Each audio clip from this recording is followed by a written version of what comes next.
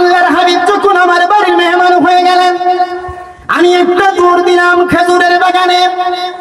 খেজুরের বাগানে যাইয়া 3 রকমের খেজুর আনলাম।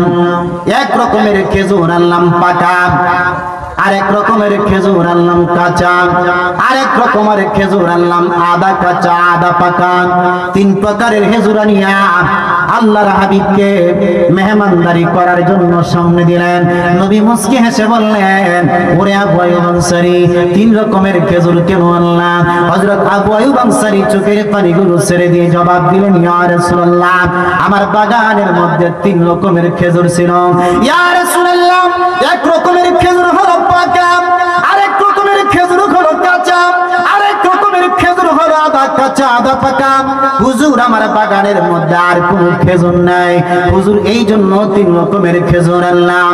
ইয়া রাসূলুল্লাহ, ইয়া হাবিবাল্লাহ, মেহেরবানি করে আপনি বিসমিল্লাহ ধরেন। আমার মন বলতেছে আপনার হাত মুবারক যখন আমার খেজুরের মধ্যে লাগবে, আপনার হাতের বদলতে গো নবীজি আমার বাগানের মধ্যে আল্লাহ পর্যাপ্ত পরিমাণ খেজুর দিবে। আমার বাবারা, বন্ধুরা, গভীর মনোযোগ। এই মদিনার কোনো দাম ছিল না, এই মদিনার কোনো মূল্য ছিল না, এই মদিনার বাগান তেমন কোনো মর্যাদা ছিল না। নবীজি মদিনাতে যাওয়ার আগে মদিনার মধ্যে বাগান তেমন উন্নত মানের খেজুর হতো না।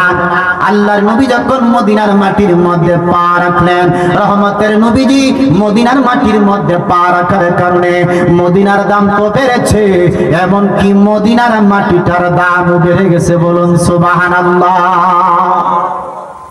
আমার বাবারা, বন্ধুরা, গভীর মনোযোগ। এই মদিনার নাম আগে মদিনা ছিল না, এই মদিনার আগে নাম ছিল ইয়াসরিব। এই যে বাজান মক্কা, মক্কা আমরা নাম শুনতেছি, এই মক্কার আগের নাম ছিল বাজান বাক্কা। এই মক্কার বাজান অনেকগুলো নাম আছে। একটা নাম হলো বাক্কা, দ্বিতীয়ত নাম হলো বাইনা, 3 নম্বর নাম হলো বারাত, 4 নম্বর নাম হলো কারিয়া। এইভাবে বাজান মক্কার অনেকগুলো নাম আছে। এর মধ্যে সবচাইতে প্রসিদ্ধ নাম হলো বাক্কা, তারপর হলো মক্কা।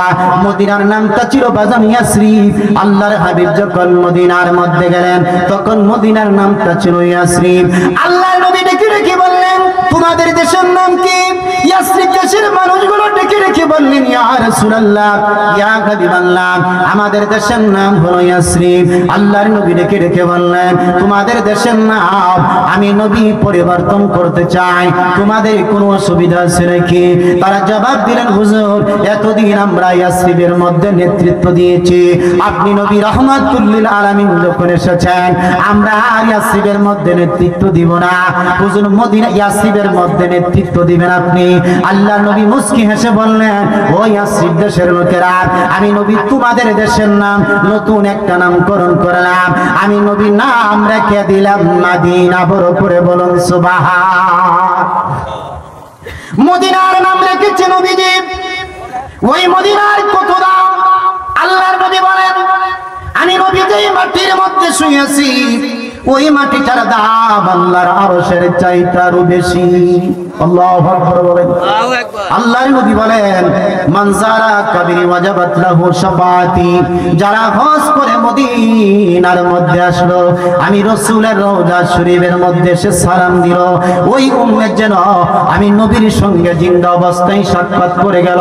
মান যারা কাবরি ওয়াজাবাত লাহু শাফাআতি, যেই উম্মত হজ করে মদিনার মধ্যে আসলো, আমি নবীজির রওজা শরীফ জিয়ারত করলো, ওই উম্মতদের জন্য কিয়ামতের ময়দানে আমি নবীজির জন্য সুপারিশ করা ওয়াজিব হয়ে যাবে। মদিনার দাম বাড়ছে নবীর কারণে, সাহাবাদের দাম বেড়েছে নবীজির কারণে। নবী যখন উহুদ বদরের মধ্যে গেলেন, বদরের যুদ্ধের মধ্যে মুসলমানদের সংখ্যা ছিল 313 জন, আর কাফেরদের সংখ্যা ছিল প্রায় 1000। মুসলমানদের সংখ্যা মাত্র 313 জন, আর কাফেরদের সংখ্যা প্রায় 1000। বদরের মধ্যে 313 জন সাহাবারা জিহাদের জন্য প্রস্তুত হয়ে গেলেন, আর 1000 কাফেরদের সৈন্যরা বদরের ময়দানে মুসলমানদের বিরুদ্ধে লড়াই করার জন্য প্রস্তুত হয়ে গেলেন। দুইটা যুবক, কচি কচি দুইটা বাচ্চা, ছোট্ট ছোট্ট দুইটা বাচ্চা। একটা বাচ্চার বয়স হলো 6 বছর, আরেকটা বাচ্চার বয়স হলো 7 বছর। এক মায়ের সন্তান, তাদের বাড়ি হলো আফরা গোত্রে। এক ভাই আরেক ভাইকে রেখে বলে, বাইরে বদরের মধ্যে নাকি মুসলমানদের সংখ্যা 313 জন। ও ভাই, কাফেরদের সংখ্যা নাকি প্রায় 1000। বাড়ির মধ্যে কেন বসে থাকবো? চলো আমরা বদরের মাঠে যাই, রাসূলের কাছ থেকে অনুমতি লইয়া কাফেরদের বিরুদ্ধে যাই, আমরা জিহাদ করব। জোরে বলুন সুবহানাল্লাহ।